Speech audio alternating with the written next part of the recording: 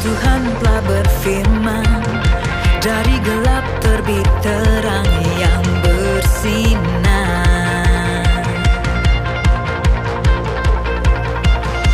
Dia Tuhan yang membuat terangnya bercahaya dalam hatiku.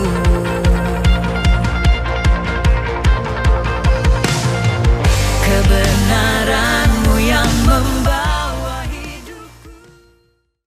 Shalom, saudara-saudara yang dikasihi dan diberkati Tuhan. Saya senang pada pagi hari ini bisa berjumpa dengan jemaat, saudara-saudara sekalipun ada di rumah, tapi kita yakin bahwa Tuhan hadir di dalam ibadah kita hari ini. Mari kita tundukkan hati kita di hadapan Tuhan dan kita mengaku bahwa pertolongan kita itu datangnya dari Tuhan yang menjadikan langit, bumi dan segala isinya. Oleh sebab itu turunlah atas saudara-saudara kasih karunia, damai dan sejahtera dari Allah Bapa di dalam Tuhan kita Yesus Kristus dan bersama dengan Allah Roh Kudus akan memberkati ibadah kita hari ini dari awal sampai pada akhirnya. Haleluya. Amin. Shalom jemaat sekalian, sebelum masuki ibadah, mari kita sisihkan waktu sejenak untuk masuk ke hadirat Tuhan.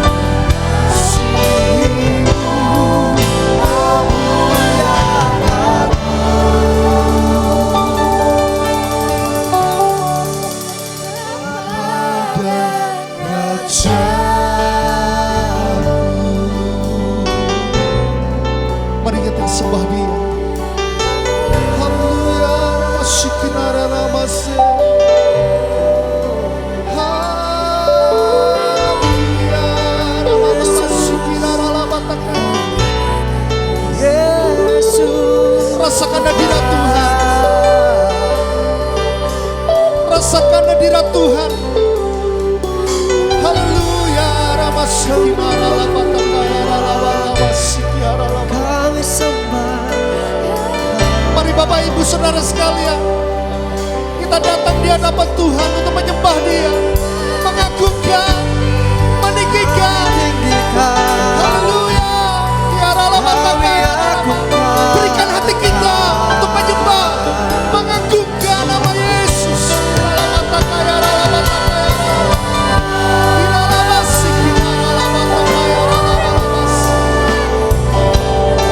Kuasa-Mu Tuhan, kuasa-Mu Yesus, tidak pernah berubah dulu, sekarang sampai selama-lamanya.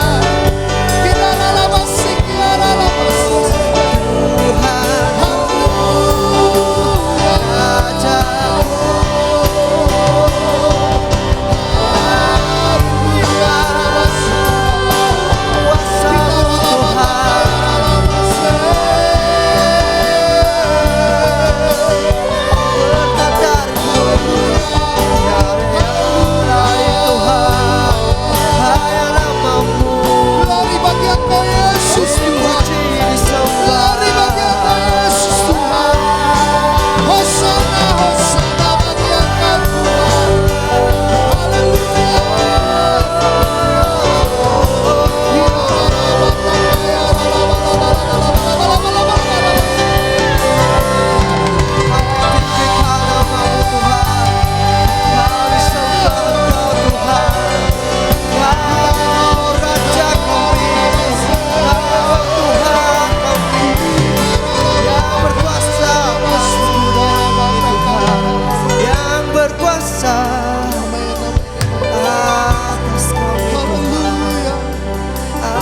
Rasakan hadirat Tuhan. Buka hati kita untuk menyembah Dia. Haleluya. Glory bagi Engkau Tuhan. Yesus, Yesus, Yesus. Haleluya. Makasih Roh Kudus. Haleluya. Terima kasih Tuhan, terima kasih.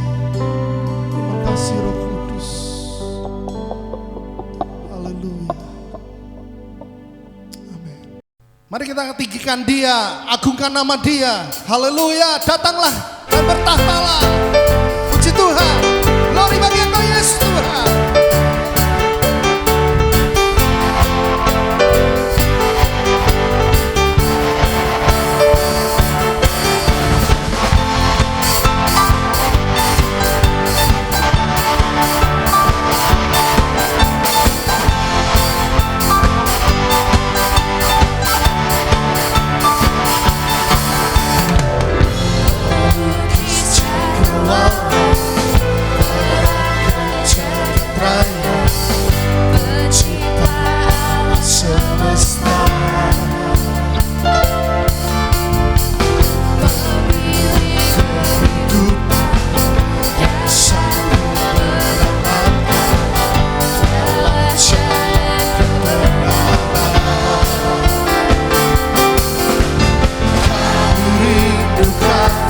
Kuasa lawatan kebangkitan pasti terjadi. Oh, oh, oh. Datanglah dan berdata, Tuhan yang berkuasa. Saat hati bersatu menaikkan pujian, berlaku dipandangkan musisi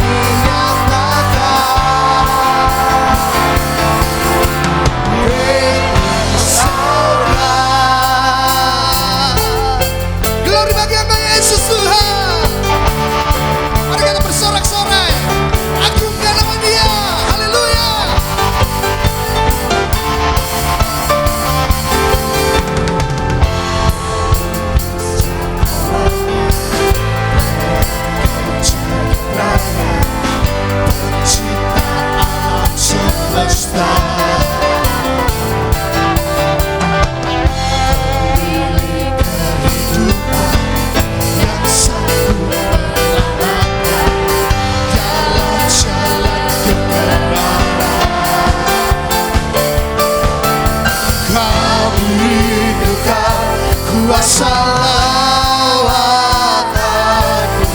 kebangkitan pasti terjadi. One, two, three, four. Datanglah dan bertata, kuat dan berkuasa, saat hati bersatu, menaikkan pujian, berembun dipandangkan, musisa dinyatakan. Ready saudara. Haleluya. Musik menyanyikan pujian bagi Tuhan. Glory bagi nama Yesus Tuhan.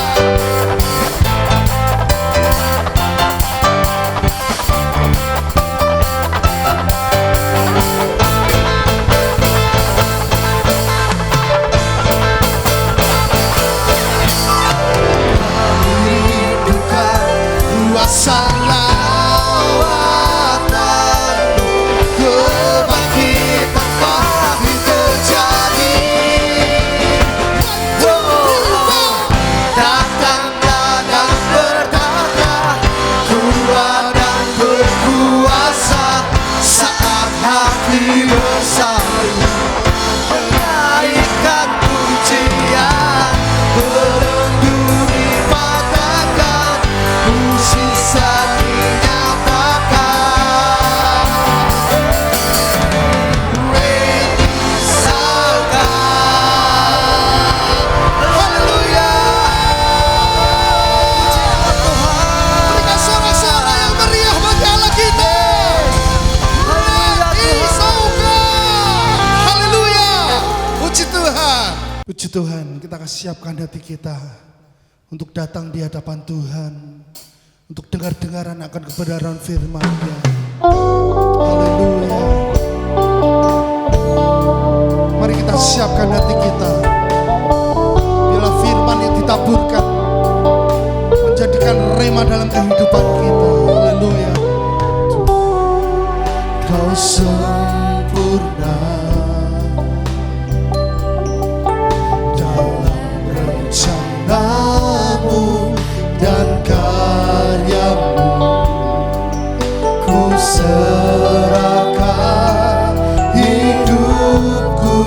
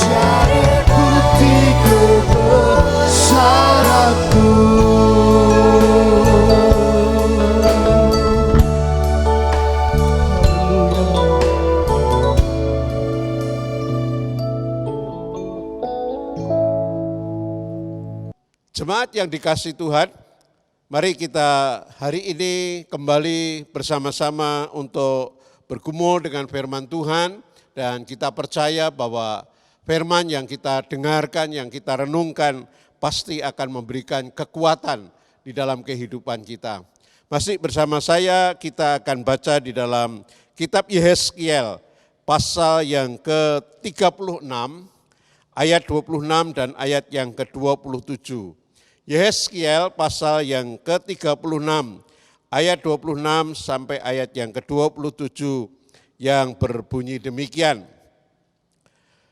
Kamu akan kuberikan hati yang baru dan roh yang baru di dalam batinmu, dan aku akan menjauhkan dari tubuhmu hati yang keras dan kuberikan kepadamu hati yang taat. Rohku akan kuberikan diam di dalam batinmu, dan aku akan membuat kamu hidup menurut segala ketetapanku dan tetap berpegang pada peraturan-peraturanku dan melakukannya.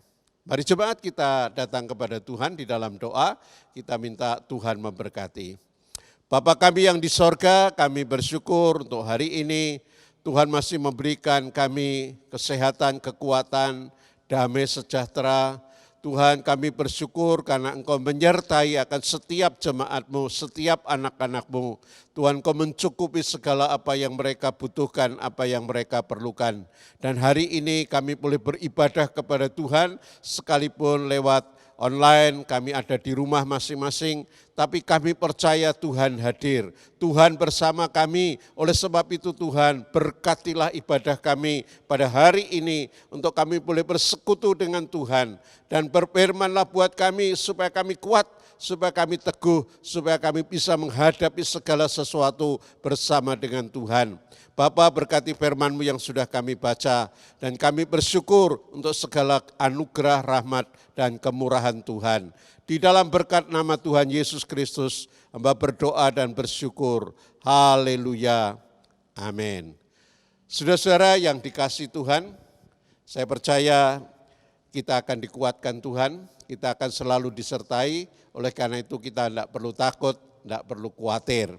Nah, pagi hari ini kita akan berbicara tentang hati yang dibaharui, hati yang dipulihkan. Nah, saudara, hari-hari ini kita masih mengenang akan hari kebangkitan daripada Tuhan kita Yesus Kristus. Oleh sebab itu, saya ingin mengajak saudara untuk melihat satu kisah tentang kebangkitan Tuhan, dan secara khusus memang kisah ini berkaitan dengan satu pribadi yang namanya Petrus.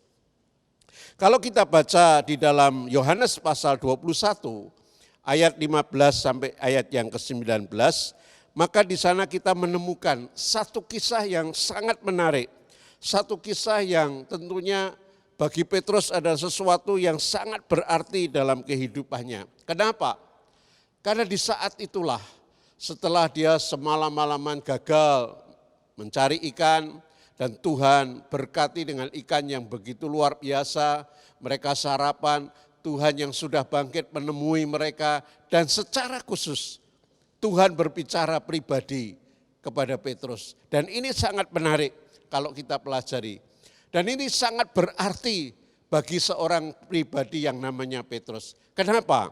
Karena kalau kita melihat ke belakang sedikit, sebelum peristiwa kematian Tuhan dan kebangkitan Tuhan, Petrus itu pernah berkata-kata kepada Tuhan, pernah menyatakan imannya yang luar biasa. Tetapi justru di saat itulah Tuhan berkata kepada Petrus bahwa satu kali nanti dia akan menyangkal. Saya bacakan kisah cuplikan daripada apa yang dikatakan Petrus kepada Tuhan. Di dalam Matius pasal 26 ayat 33, Petrus menjawab Tuhan Yesus seperti ini. Biarpun mereka semua tergoncang imannya karena Engkau, aku sekali-kali tidak. Lalu Yesus berkata kepadanya, aku berkata kepadamu, sesungguhnya malam ini sebelum ayam berkokok, engkau telah menyangkal aku 3 kali.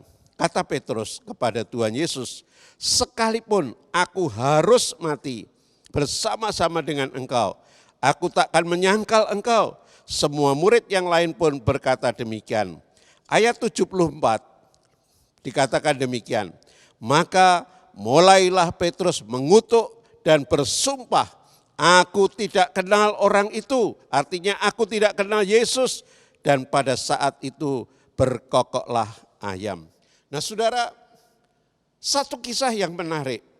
Petrus pernah berbuat salah. Dia berkata kepada Tuhan bahwa dia akan mengiring Tuhan, bahkan mati bersama dengan Tuhan Yesus. Ya, mau, siap. Tetapi kenyataannya, karena Tuhan tahu hati daripada Petrus, Tuhan berkata, kamu sudah menyangkal aku 3 kali sebelum ayam berkokok. Saudara, dan itu terbukti. Dan itu terjadi.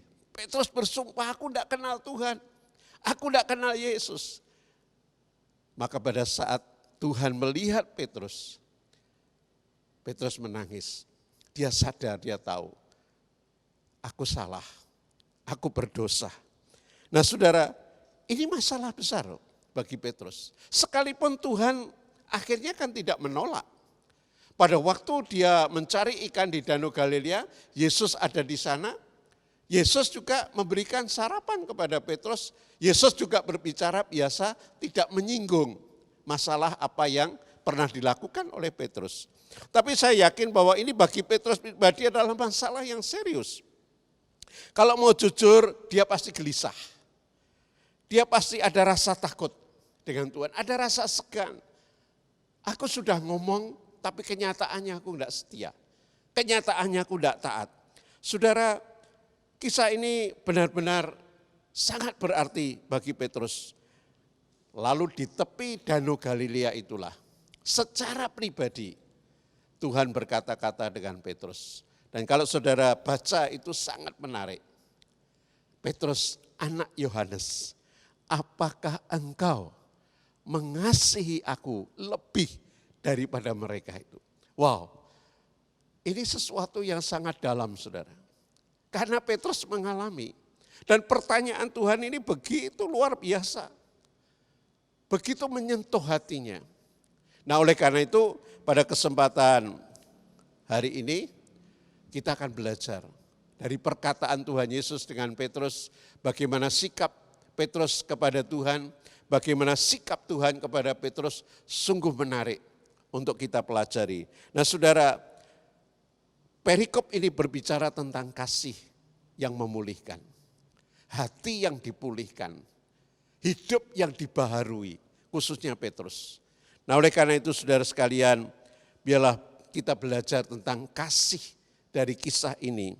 Apa sebetulnya yang terjadi di dalam kehidupan Petrus setelah Tuhan bertanya, apakah engkau Petrus atau Simon anak Yohanes, apakah engkau mengasihi aku? Nah saudara, dari kasih ini kita bisa belajar tentang beberapa hal. Yang pertama adalah kasih itu mengampuni. Kasih itu melupakan. Kasih itu memulihkan. Kasih itu memperbaharui roh dan hati. Dan itu terjadi dalam kehidupan Petrus. Pada saat Tuhan bertanya kepada Petrus, itu sebetulnya Tuhan sedang memperbaharuinya. Tuhan sedang memulihkan. Tuhan sudah mengampuni apa yang dilakukan oleh Petrus. Saudara, Petrus pernah gagal. Tuhan bertanya 3 kali kepada Simon anak Yohanes. Nah pertanyaannya ini sebetulnya menarik. Pertanyaan Tuhan adalah seperti ini. Petrus, apakah engkau agape dengan aku? Lalu Tuhan bertanya lagi, Petrus atau Simon anak Yohanes, apakah engkau agape dengan aku? Lalu baru yang ketiga, Tuhan berubah. Simon anak Yohanes, apakah engkau pilia dengan aku? Ya. Jadi ada bahasa yang berbeda, ada kata yang berbeda. Nah tetapi jawaban daripada Simon, dia 3 kali menjawab hal yang sama. Tuhan, aku cuma bisa pilia. Aku enggak bisa agape. Tuhan tanya, Simon apakah kau agape? dengan aku. Tapi Simon menjawab, Tuhan engkau tahu hatiku, aku pilih ya. Saudara, Tuhan itu ingin menuntut Petrus kasih yang tertinggi. Kasih yang tanpa pamrih, kasih yang mau berkorban, kasih yang begitu luar biasa dan itu sebetulnya kasih Tuhan. Tapi Petrus berkata, Tuhan aku hanya bisa bersahabat. Aku cuma bisa pilih ya Tuhan. Aku bisa bersahabat. Aku tidak bisa agape. Dan itu adalah hal yang dilakukan oleh Petrus. Dia tahu dia pernah gagal. Pada waktu Tuhan memperbaharui hidupnya, hati dan rohnya dibaharui Tuhan. Petrus sadar, aku tidak bisa agape dengan Tuhan. Aku cuma bisa pilih ya. Saudara, apa yang dikatakan Tuhan memang benar. Di dalam Yeremia pasal 31 ayat 34b itu dikatakan, sebab Tuhan akan mengampuni kesalahan mereka dan tidak lagi mengingat dosa mereka. Dan itu prinsip Tuhan, itu sifat Tuhan. Jadi kalau Tuhan mengampuni, selesai. Tidak akan pernah diingat lagi. Petrus pernah gagal, tapi Tuhan tidak membuat dia gagal lagi. Tuhan memperbaharui hati dan rohnya supaya Petrus kuat, supaya Petrus bisa tetap menjadi hamba Tuhan, bahkan rasul Tuhan yang luar biasa. Kalau saudara baca kisah Petrus dan kisah Yudas sangat berbeda. Sekalipun sebetulnya dosanya sama-sama, nilainya besar di hadapan Tuhan. Tapi sayang Yudas tidak mau dibaharui Tuhan. Tapi Petrus mau dibaharui Tuhan. Ya, lalu yang kedua saudara, kasih itu memang seharusnya jujur. Ya, seperti Petrus. Tuhan tanya, Petrus apakah engkau agape? Tuhan, engkau tahu hatiku, engkau tahu isi hatiku Tuhan. Aku cuma pilih ya. Jujur saudara. Dan itu yang Tuhan senang. Jujur, dia tidak seperti dulu. Kalau kemarin dia bilang, Tuhan aku mau mati buat engkau. Aku mau menderita buat engkau. Sekalipun yang lain lari, aku tidak akan lari. Enggak saudara. Sekarang dia jujur. Tuhan aku cuma bisa pilih ya. Aku enggak bisa agape Tuhan. Ini aku Tuhan, kau tahu. Dan di dalam Roma pasal 12 ayat 9 memang firman Tuhan berkata, hendaklah kasih itu jangan pura-pura. Ya, kasih itu enggak boleh pura-pura. Kasih itu harus jujur, tulus. Nah itu yang Tuhan ingin dari Petrus. Tuhan berkata, Simon anak Yohanes, apakah engkau mengasihi aku? Dan Petrus berkata, ya Tuhan, jujur, aku agape, aku pilih ya Tuhan. Aku pilih ya, aku bisa bersahabat dengan engkau. Saudara sekalian yang dikasihi Tuhan, kita sudah belajar tentang kasih ini. Kasih itu mengampuni, kasih itu memulihkan. Oleh karena itu jangan pernah kita merasa minder dengan Tuhan. Lalu berkata, oh aku ini orang berdosa, aku tidak berguna, aku tidak layak. Enggak saudara. Kalau saudara dan saya datang kepada Tuhan, Tuhan akan baharui roh dan hati kita. Setiap dosa yang kita akui di hadapan Tuhan dan kita bertobat, Tuhan akan pulihkan. Tuhan akan lupakan segala dosa kita. Dia ampuni dosa kita. Lalu yang kedua, mari kita belajar jujur. Apa adanya. Tidak usah kita muluk-muluk. Ya, tidak usah kita kepengen disanjung orang sehingga kita kelihatannya saleh, kelihatannya hebat, kelihatannya luar biasa. Tapi sebetulnya Tuhan tahu hati kita kok. Apakah kita tulus? Apakah kita jujur? Apakah kita sungguh-sungguh? Tuhan tahu. Oleh karena itu daripada kita menipu Tuhan, karena tidak mungkin kita bisa menipu Tuhan, lebih baik kita jujur. Tuhan ini aku Tuhan, aku hanya bisa mengasihi engkau. Kalau saudara memang pilih ya dengan Tuhan, ya kita katakan Tuhan aku pilih ya. Aku belum bisa agape Tuhan, ini aku Tuhan. Dan kalau saudara dan saya jujur di hadapan, saya percaya Tuhan sangat peduli dengan kita. Tuhan sangat baik dengan kita. Tuhan tidak akan pernah tinggalkan kita. Dia sangat sayang kepada saudara dan saya. Lalu yang ketiga, kasih itu harus bertanggung jawab. Dan ini yang Tuhan ajarkan. Pada waktu Petrus menjawab, Tuhan kau tahu aku mengasihi engkau. Apa kata Tuhan? Tuhan berkata, gembalakanlah domba-dombaku. Atau peliharalah domba-dombaku. Artinya Tuhan Yesus memberikan tanggung jawab kepada Petrus. Dia pernah gagal. Tapi Tuhan percayai dia kembali. Tuhan angkat Petrus kembali. Tuhan pulihkan Petrus. Lalu diberikan satu tanggung jawab. Simon, gembalakanlah domba-dombaku. Peliharalah domba-dombaku. Artinya saudara, Petrus diberi tanggung jawab untuk memelihara jemaat Tuhan. Kalau saudara baca kisah sejarah gereja, maka pada masa tua Petrus itu ada di kota Roma. Dia menggembalakan beberapa jemaat yang ada di kota Roma, dan itu penggembalaan yang sangat mengerikan. Karena apa? Karena Kaisar Nero betul-betul menentang kekristenan, sehingga orang-orang Kristen tidak bisa beribadah secara jelas, tapi mereka hidup di bawah tanah, bergerak di bawah tanah, mereka pakai kode-kode, dan di sanalah Petrus menggembalakan umat Tuhan, anak-anak Tuhan. Dia harus menjaga, dia harus memelihara, dia harus melindungi mereka, dia harus merawat mereka. Bahkan kalau diterjemahkan itu artinya berilah domba-dombaku makan. Saudara, Petrus punya tanggung jawab yang dipercayakan Tuhan kembali. Tuhan tidak ragu-ragu dengan Petrus, sekalipun pernah gagal. Tapi justru Petrus dipercayai, gembalakanlah, peliharalah domba-dombaku, lindungilah jemaatku, tolonglah mereka, dampingilah mereka. Luar biasa saudara. Hari ini kita belajar, kasih itu tanggung jawab. Kalau saudara dan saya berkata, ya Tuhan, aku mengasihi engkau, maka saudara pasti harus terima tanggung jawab kepada Tuhan.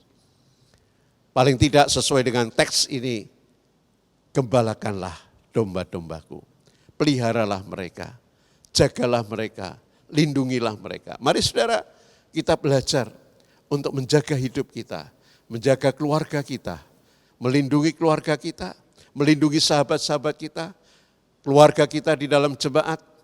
Mari kita saling menjaga, saling mendoakan, saling menguatkan, saling memberikan support. Kalau saudara dan saya bisa berbuat sesuatu yang baik, berbuat sesuatu yang positif, kita bisa menolong satu dengan yang lain, itu Tuhan sudah nyatakan bahwa saudara dan saya bertanggung jawab atas domba-domba Tuhan. Dalam kesempatan yang seperti ini, mari kita berbagi kasih.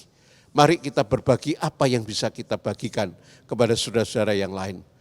Entah itu perkataan yang menghiburkan, yang menguatkan, mendoakan mereka, atau menyalurkan berkat-berkat yang berbentuk material, bisa saja saudara. Apapun bisa kita lakukan untuk bertanggung jawab tentang kasih, memelihara, mengasihi saudara-saudara kita yang lain dan juga keluarga kita. Yang terakhir saudara, Tuhan berbicara kepada Simon lebih dalam lagi. Kasih itu memang seharusnya disertai yang namanya ketaatan. Kalau kita baca di dalam ayat 18-19 sangat menarik. Aku berkata kepadamu, sesungguhnya ketika engkau masih muda, engkau mengikat pinggangmu sendiri dan engkau berjalan kemana saja kau kehendaki. Tetapi jika engkau sudah menjadi tua, engkau akan mengulurkan tanganmu dan orang lain akan mengikat engkau dan membawa engkau ke tempat yang tidak kau kehendaki. Dan hal ini dikatakannya untuk menyatakan bagaimana Petrus akan mati dan memuliakan Allah. Sesudah mengatakan demikian, ia berkata kepada Petrus, ikutlah aku. Saudara, ini kata-kata Tuhan yang begitu dalam, khususnya untuk Simon. Simon, pada waktu engkau masih muda, engkau masih bebas. Kamu punya kehendak semaumu sendiri, kemanapun kau mau engkau lakukan. Tapi nanti, saat kau sudah tua, engkau akan terikat dengan domba-domba yang dipercayakan kepadamu. Engkau harus memperhatikan mereka, memelihara mereka. Engkau harus betul-betul memperdulikan mereka. Saudara, kita tahu bahwa Petrus di masa tuanya ada di kota Roma. Dan dia setia kepada Tuhan. Saudara bisa bayangkan pada abad yang pertama, zaman Kaisar Nero, itu menurut sejarah gereja, banyak orang Kristen yang ditangkap, lalu dibakar, disalib, diadu dengan binatang. Itu sudah hal yang biasa bagi Kaisar Nero. Bahkan pernah orang-orang Kristen difitnah, kota Roma dibakar oleh Kaisar Nero, yang dijadikan kambing hitam adalah orang Kristen. Nah, di sanalah Petrus hadir. Di sanalah dia sebagai rasul Tuhan. Dia punya pesan Tuhan, gembalakanlah mereka, pelihara mereka, lindungi mereka. Bukan sesuatu yang gampang, saudara. Saya pernah membaca satu novel yang berkaitan dengan sejarah gereja ini. Karena Petrus itu dihadapkan dengan hal-hal yang seperti itu setiap hari. Ya, dia melihat orang-orang Kristen disiksa setiap hari dengan cara-cara yang mengerikan. Saudara, Petrus tidak kuat. Akhirnya dia ambil satu keputusan, aku tidak kuat di sini. Di Roma begitu kejam. Aku mau pulang ke Galilea. Aku mau kembali. Aku tidak kuat di kota Roma. Pada saat dia berjalan pulang, ini kisah tradisi ya saudara. Dia dihadang Tuhan. Ditanya, Petrus, kamu mau kemana? Tuhan, aku mau pulang. Aku tidak kuat melihat domba-domba yang dianiaya. Kalau engkau pulang, berarti engkau menyalibkan aku untuk kedua kalinya. Pada saat Tuhan berkata demikian, Petrus ingat apa yang sudah dikatakan kepada Tuhan. Lalu dia kembali ke kota Roma. Dan dia gembalakan apapun yang terjadi. Sampai akhirnya dia ditangkap dan dihukum mati dengan salib. Dia disalibkan. Tapi pada waktu disalib dia berkata kepada prajurit-prajurit, jangan salibkan aku seperti Tuhanku. Tapi salibkan aku dengan kepala di bawah dan kaki di atas. Menurut komentar apa yang terjadi dalam kehidupan orang yang disalib dengan kepala di bawah, itu sakitnya 2 kali lipat, penderitaannya 2 kali lipat. Saudara yang dikasihi Tuhan, dari perkataan Petrus, Tuhan, aku cuma bisa pilih ya. Tapi pada akhirnya, di masa tuanya Petrus, sampai akhirnya seperti yang dikatakan Tuhan, dia bisa agape dengan Tuhan. Luar biasa, kisah yang sangat menarik. Dan biarlah ini boleh menjadi berkat buat saudara dan saya. Mari kita belajar tentang kasih. Kasih Tuhan kepada Petrus, kasih Petrus kepada Tuhan. Kasih itu memulihkan, mengampuni, melupakan apa yang sudah. Kasih itu jujur, saudara. Kasih itu tulus, tidak bisa pura-pura. Dan kasih itu disertai dengan tanggung jawab. Dan yang terakhir, kasih itu harus taat sampai pada titik yang terakhir. Saya berdoa kita semua bisa setia kepada Tuhan sampai di titik yang terakhir. Hari-hari ini cobaan begitu besar. Kita digoncangkan dengan banyak hal. Tapi mari kita pegang firman Tuhan. Mari kita tetap setia sampai di titik yang terakhir. Tuhan memberkati saudara. Mari kita berdoa. Bapa di sorga, terima kasih untuk pagi hari ini. Kami bersyukur untuk firman-Mu yang sudah boleh kami dengar. Hamba berdoa biarlah Allah Roh Kudus yang bekerja di dalam hidup kami masing-masing. Tuhan, sekalipun jemaat-Mu beribadah di rumah, tapi hamba berdoa supaya berkat Tuhan mengalir dalam hidup mereka. Mereka disertai Tuhan, diberkati Tuhan, dikuatkan oleh Tuhan. Mereka tidak menjadi putus asa, mereka tidak tinggalkan Tuhan. Tapi mereka makin setia, mereka makin taat, mereka punya tanggung jawab. Kasih mereka makin berkobar-kobar kepada Tuhan di dalam segala keadaan. Bapa, kalau ini adalah ujian yang Kau izinkan dalam hidup kami sebagai orang percaya. Tuhan melihat kesetiaan kami, apakah di rumah kami juga setia, apakah di luar gereja kami tetap mengasihi Tuhan. Bapa, biarlah Engkau melihat hati anak-anak-Mu. Sekali lagi kuatkan, teguhkan mereka, berkati keluarga masing-masing, diberkati dalam pekerjaan mereka, diberkati dengan kesehatan, lindungi mereka dari segala yang jahat. Tuhan, dari anak-anak sampai yang lanjut usia, Tuhan lawat mereka, beri kekuatan. Tuhan, yang bekerja Engkau lindungi, kalau mereka berangkat dan pulang kerja. Tuhan, tolong mereka semua. Kalau mereka kekurangan, Tuhan Engkau yang memelihara dan mencukupkan segala kebutuhan mereka. Terima kasih Tuhan. Ajar kami Tuhan, gereja-Mu tetap mempedulikan, tetap punya perhatian kepada seluruh jemaat yang ada. Terima kasih Bapa untuk segala kebaikan dan kemurahan-Mu. Sekali lagi hamba berdoa, bilang Engkau kuatkan jemaat yang Kau kasihi. Engkau jangan tinggalkan mereka ya Tuhan. Terima kasih, pagi hari ini kami berdoa untuk beberapa saudara kami yang berulang tahun dari tanggal 6 April sampai tanggal 19. Yang pertama adalah Bapak Yohanes Muji Prasetyo, Bapak Hadi Sucipto, Ibu Kuatnawati, Ibu Clara Alberina, Ibu Natalia Suwarni, Ibu Karina dan Ibu Tri Handayani. Tuhan, masing-masing Kau berkati hidup mereka.